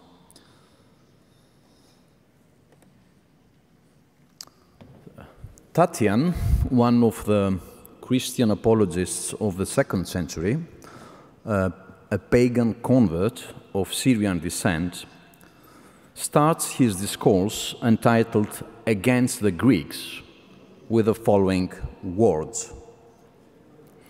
Be not all Greeks so very hostilely disposed towards the barbarians, nor look with ill will on their opinions. For which of your institutions has not been derived from the barbarians? The art of divining by dreams, prognostication by the stars, augury by the flight of birds, anatomy, astronomy, magic, geometry, alphabetic writing, poetry and song, the mysteries, the plastic arts, writing history, harmony and music, the smith's art and epistolography are then listed by Tatian as inventions attributed to some barbaric nation. Even elegance of diction, what Aristotle called to Hellenizin, that is, accuracy in diction, is not spared by Tatian. As matters stand, says Tatian, to you alone it has happened not to speak alike even in common intercourse. For the way of speaking among the Dorians is not the same as that of the inhabitants of Attica, nor do the Aeolians speak like the Ionians. I am at a loss whom to call a Greek, Tatian utters in seeming exasperation. The art of rhetoric is said to serve injustice and slander by the Greeks, who often represent the same thing at one time as right, at another time as not good, what the Roman philosophers would later call in utramque partem disputatio. The art of poetry is said to be employed by the Greeks to describe the battles and the amours of the gods and the corruption of the soul. Finally, Tatian asks the Greeks, what noble thing have you produced by your pursuit of philosophy? He then sets out a series of accusations about the doctrines and the conduct of life of Diogenes the Cynic, Aristippus, Plato, Aristotle, Heraclitus, Empedocles, Pythagoras, and others, until he concludes ironically, let such men philosophize. The Greeks, according to this Christian apologist, are not true lovers of wisdom, philosophy, but rather philosophy, that is, lovers of mere sounds and words, who profess doctrines one against the other. They are leaders of sects, one hating the other and indulging in conflicting opinions because of their arrogance.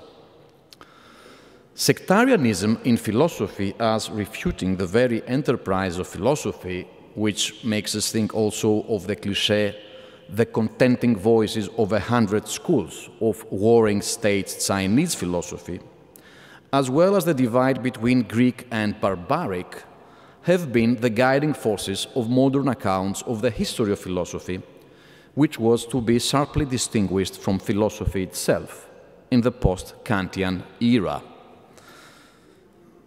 The 18th century German pastor Johann Jakob Brücker, the first historian of philosophy in the modern sense and author of a critical history of philosophy, made indeed sectarian philosophy the third and last historical phase of Greek philosophy, which was of course historically important but philosophically obsolete.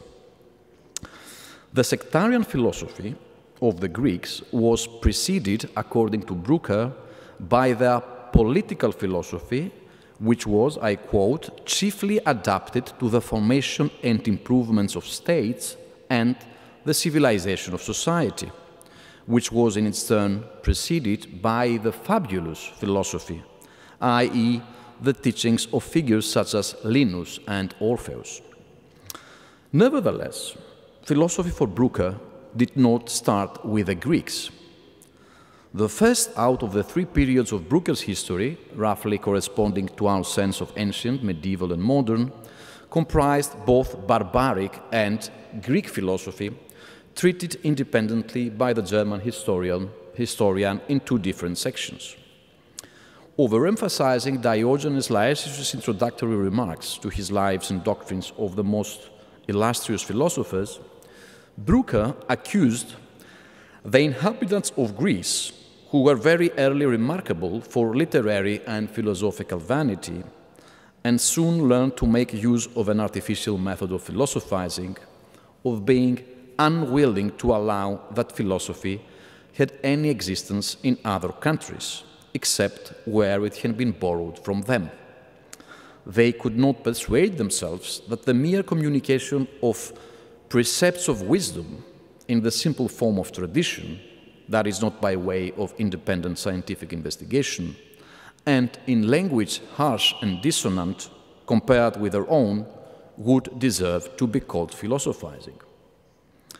Following nonetheless the lead of Plato's Timaeus, in which the Pythagorean Timaeus narrates to Socrates that the wise Athenian Solon was once instructed by an Egyptian priest, that is, in Brucker's idiom, a barbarian, the German historian was ready to admit, I quote, that the barbaric nations became possessed of knowledge rather by simple reflection than by scientific investigation, and that they transmitted it to posterity rather by tradition than by demonstration. Whereas the Greeks, as soon as they began to be civilized, discovered a general propensity to inquiry and made use of scientific rules and methods of reasoning. Hence, it is easy to perceive that though the improvement of philosophy is to be ascribed to the Greeks, its origin is to be sought for among the barbaric nations. Now, it has not been properly noted so far that in the very beginning of the European historiography of philosophy, Chinese philosophy transcended this kind of dichotomy. Brucker considered various barbaric beginnings of philosophy, Chaldean, Persian, Egyptian, or Indian, but the Chinese do not appear in this part of his narrative.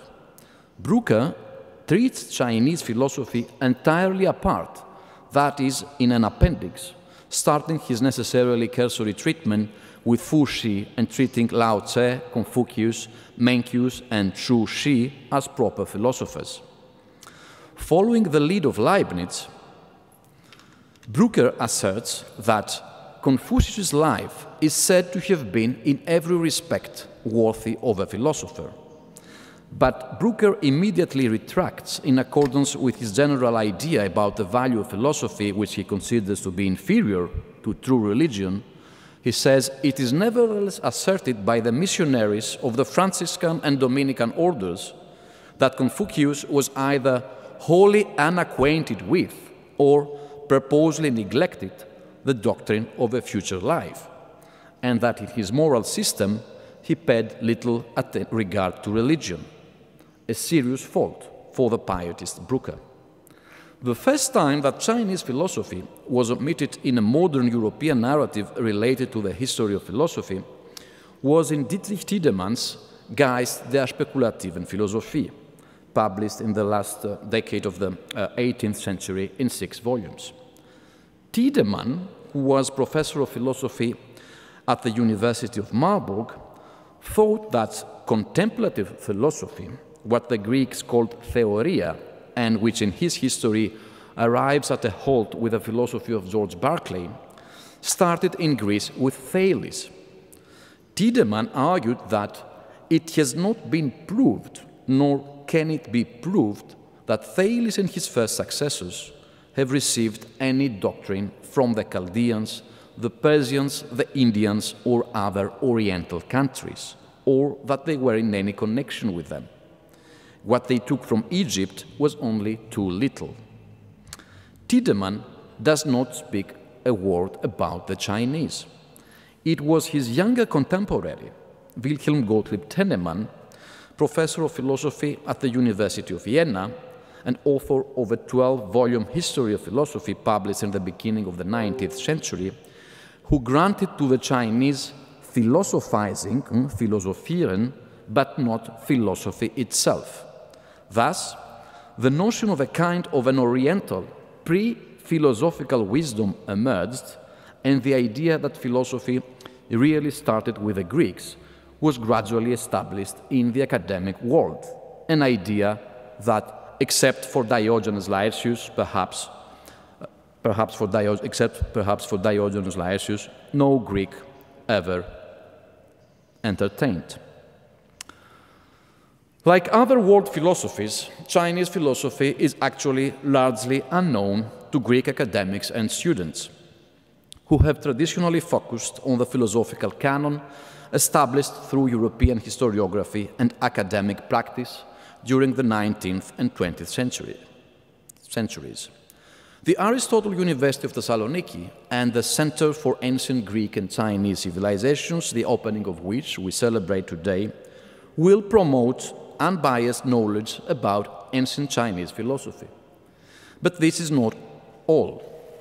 We are also interested in scrutinizing the establishment of the Western philosophical canon and in viewing into Chinese philosophy not only for its own merit, but also into it as a mirror which, unlike Tatian's mirror, for instance, will reveal neglected aspects of Greek philosophical thought and practice. The reasoning behind medical art, the advisory poetry of Solon, Xenophon's political and military treatises, Philosophia as conceived by the orator Isocrates are only some examples of thinkers and texts that lie outside the philosophical canon.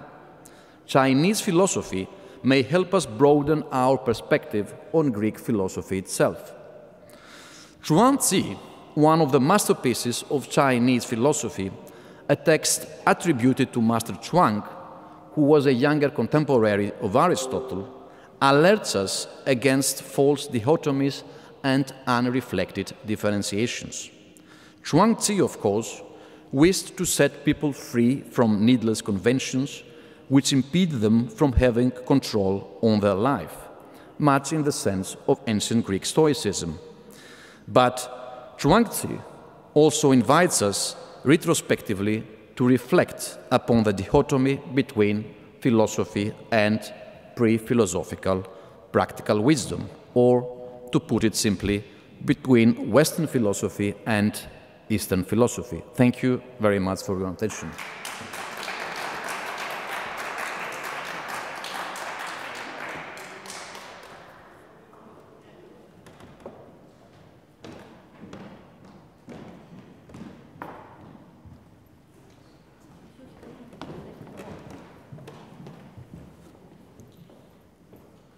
As you remember, I already introduced Professor Bala.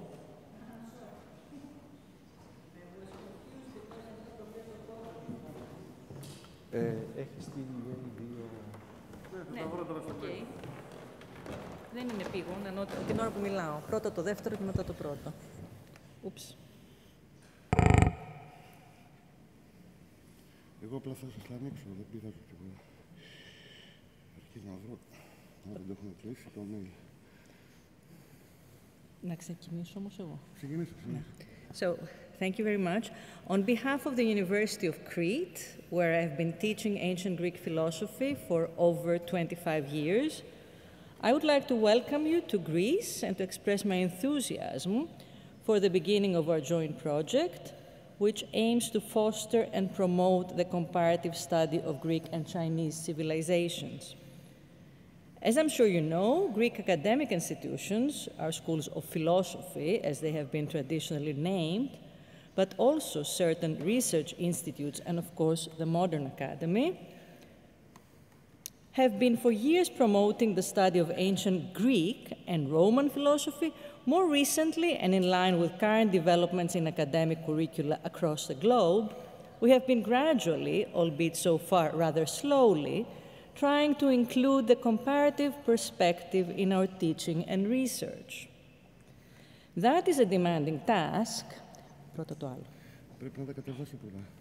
That is a demanding task, since it requires not only familiarity with, but a deeper understanding, commitment to the study of each tradition, let's call it tradition X, before that is compared with another tradition, let's call it tradition Y, but it ideally also involves the deep understanding not only of Y, but also of X.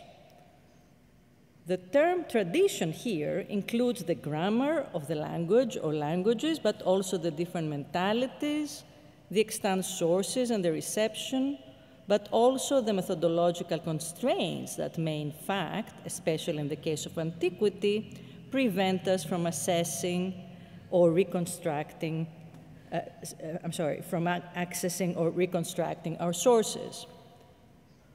But besides having deep knowledge of each tradition, and ideally besides having deep knowledge of both tradition X and tradition Y, the vision of comparative studies that all of us share here involves a different kind of question, some of which marked or even shaped the development of philosophical research, at least in Europe and America, in the course of the 20th century.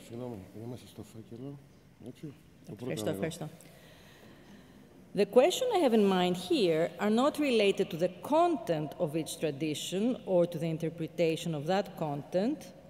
They are rather related to the conditions and methodological constraints which allow us to draw comparisons and to choose the items, ideas, arguments, practices that we propose to compare.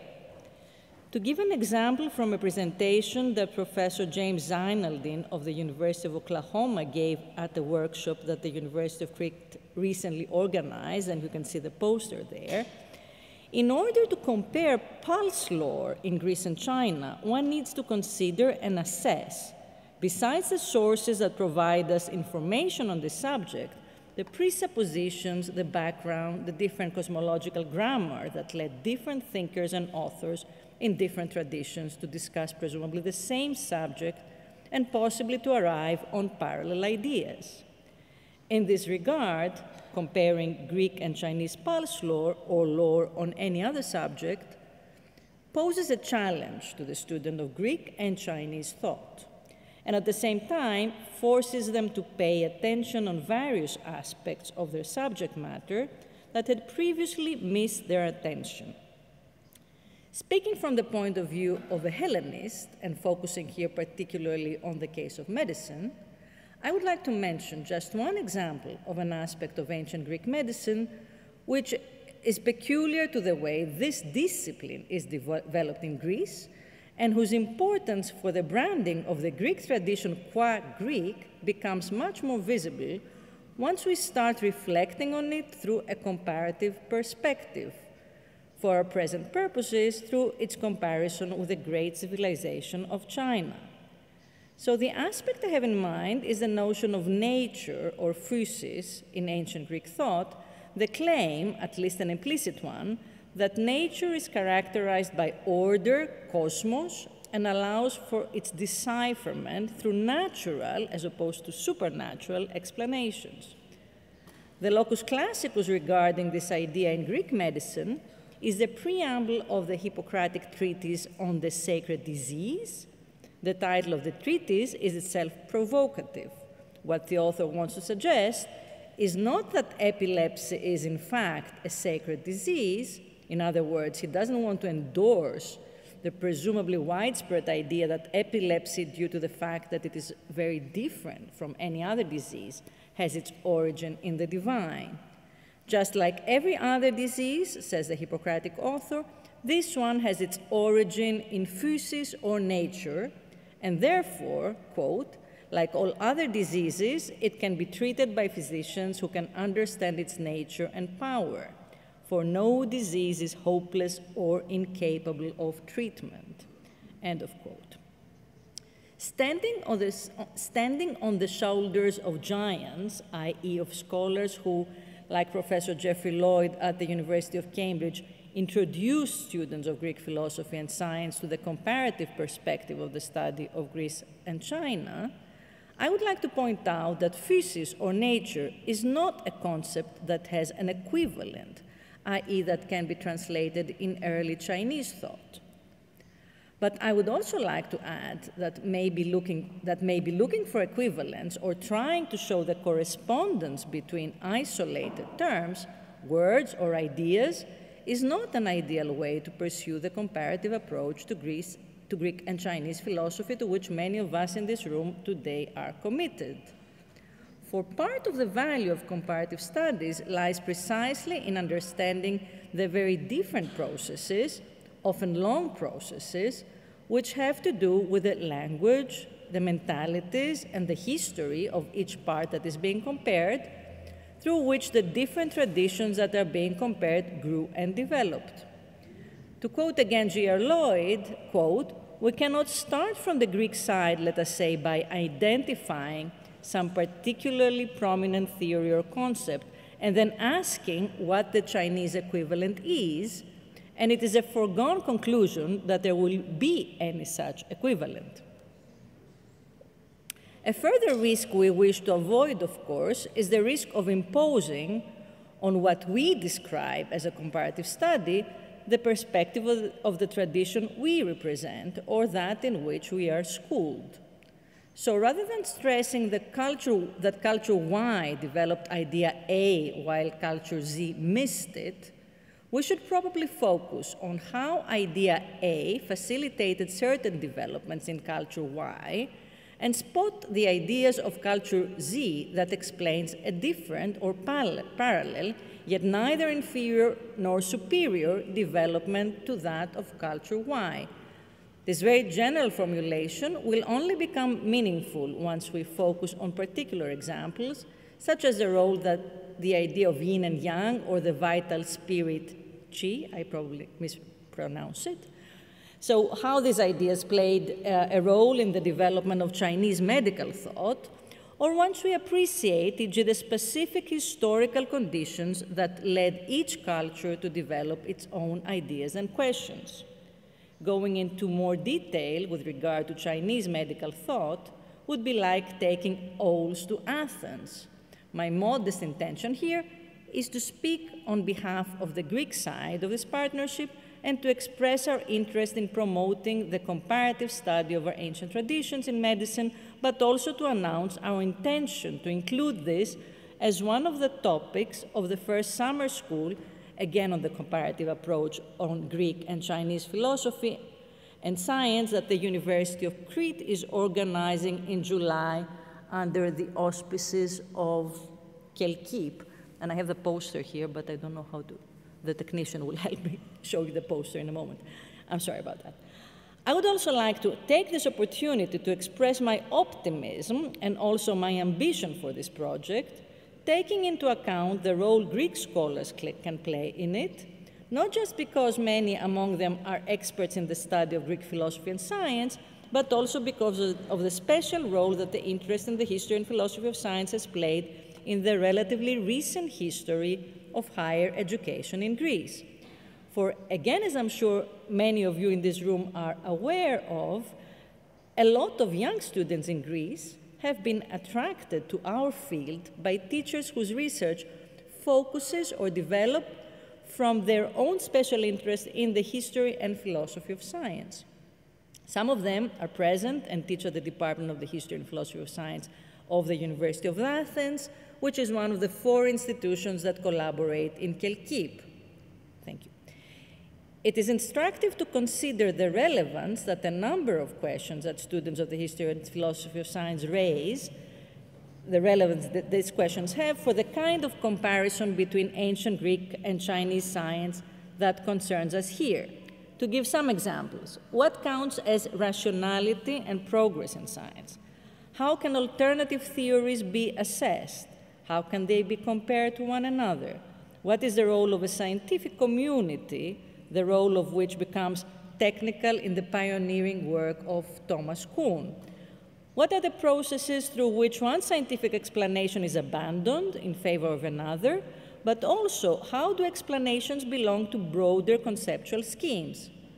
We are confident that students from both Greece and China, with background ranging from classics to the history and philosophy of science, will seize the opportunity and consider Kelkip and its partners, University of Athens, Thessaloniki, Patras, and Crete, as a magnet, a hub that will allow them to contribute to the study of both civilizations.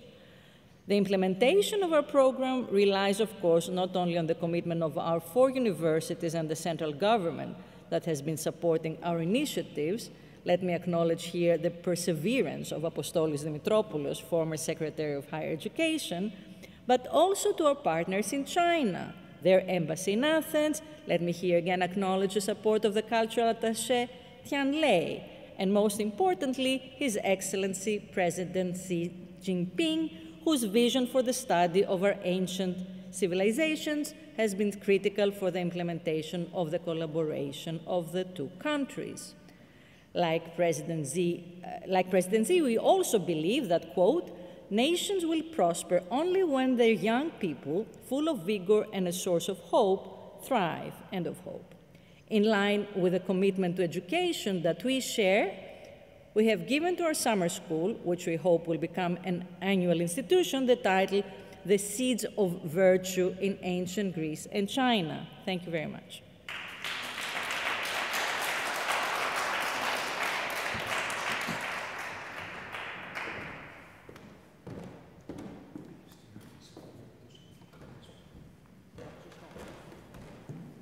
And last speaker of the day, Professor Ioannis Kalogerakos from the University of Athens, a specialist of ancient Greek philosophy, in particular of the pre-Socratics and Aristotle. Yannis.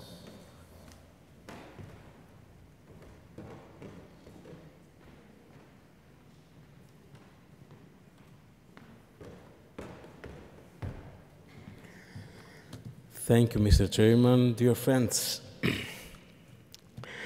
the title of my paper is Comparing Greek and Chinese Philosophy, the Conceptual Background and Some Methodological Premises. I will begin my presentation with the concluding sentence of the Analects. If you do not understand words, you will have no way to know people. With this phrase, the Analects of Confucius close, and in a similar way they begin, standing and from time to time going over what you have learned. Their main motivation is study and learning, intellectual labor, which, as the text tells us, is accompanied by pleasure. Their main concern is both the transmission of knowledge and, above all, the moral cultivation of the recipient. I started with the Analects since few texts in any cultural or philosophical canon are so influential as the Lunyu or Analects. Likewise, Confucius, the thinker and moral exemplar, is at the heart of the text, enjoys an uncommon stature in both Chinese history and in the world's wisdom traditions. Knowledge and virtue are the fundamental values of the Analects. These values form the core of Confucius' teaching. They are also the poles around which the entire reception of his philosophy is centered, as can be seen from the formation the Analects took in the centuries that followed. Thus, the foundations have been laid, and the domain of ethics and politics occupying a prime position in the edifice of Chinese philosophy. Gradually, Chinese philosophy has been shaped by various movements and thinkers, and this entire process was accomplished by revealing also key dimensions of Chinese culture, since Chinese philosophy and Chinese civilization go hand in hand, and the richness of both is spectacularly obvious to anyone who has even a little knowledge about them. Gradually, the branches of Chinese philosophy crystallized out. A main and decisive network of philosophical fields was formed, among them the classical fields of philosophy, ethics, epistemology, metaphysics, or ontology. Apart from these branches of philosophy, Chinese philosophical reflection also extended to other fields, such as, in modern terminology, those of social and political philosophy, logic and language, while also the relations between philosophy and science have been the subject of discussion by Chinese philosophers. The individual themes of this wide range of fields, as well as its various branches and subdivisions, can easily be found in any history book of Chinese philosophy, and of course in the philosopher's own works. And it would be very difficult and certainly incomplete to present, even representatively, major concepts of the long Chinese philosophical tradition in its historical development. This enormous philosophical and spiritual edifice can certainly be compared from its very beginnings with ancient Greek philosophy. Greek philosophy was born in a historically almost identical period with the birth of Chinese philosophy and took shape in the thought of leading figures. It gave core principles to Western civilization, just as the ancient Chinese philosophers did to Eastern civilization. In fact, just as the European philosophical tradition was considered as notes on the work of Plato, the influence of Confucius and Mencius on the philosophical tradition in East Asia has been considered equally strong. All branches of philosophy were gradually formed and have received content in ancient Greek philosophy. Cosmos, nature, being, knowledge, virtue, state, soul, God. These are just some of the central concepts of Greek philosophical vocabulary. Here, again, ethics and politics took center stage, with the other branches of philosophy answering key questions in various branches of knowledge. The conceptual correspondences with Chinese philosophical concepts are strong. The understanding of the terminology is, of course, very difficult for both sides, the Chinese and the Greek scholars, since it requires the scholar's familiarity with the respective language. An important step and a key channel of communication, however, can easily be established through authoritative translations of the classical texts of both leading philosophical traditions. This comparison may seem self-evident, but as in any comparative project with a historical orientation, there are some premises to be kept, which can lead to correct and valid conclusions. Because in every comparative approach of philosophical systems, certain difficulties are inherent to which historians of philosophy draw attention. Oversimplifications, excessively stark contrasts, and blurring assimilations count as the most frequent mistakes. The main difficulty is the vast range of texts and the intellectual and historical contexts it requires its practitioners to cover. The lack of equivalent terminology often plays an important role. However, all these issues can be easily dealt with if a comparative project is conducted with comprehensive understanding, since ancient Chinese and ancient Greek philosophy have indeed impressive conceptual correspondences and common consensus in a series of fundamental issues in philosophy, as I tried earlier to outline. The road up and the road down are one and the same, said Heraclitus. If I may approach this fragment in the spirit of our meeting today, I would say that our road, the road of philosophy, is one and the same, and that this road can only lead to one thing: to learn from each other and jointly contribute to the common philosophical enterprise through constructive dialogue and engagement, namely through friendship, through philia. Thank you very much.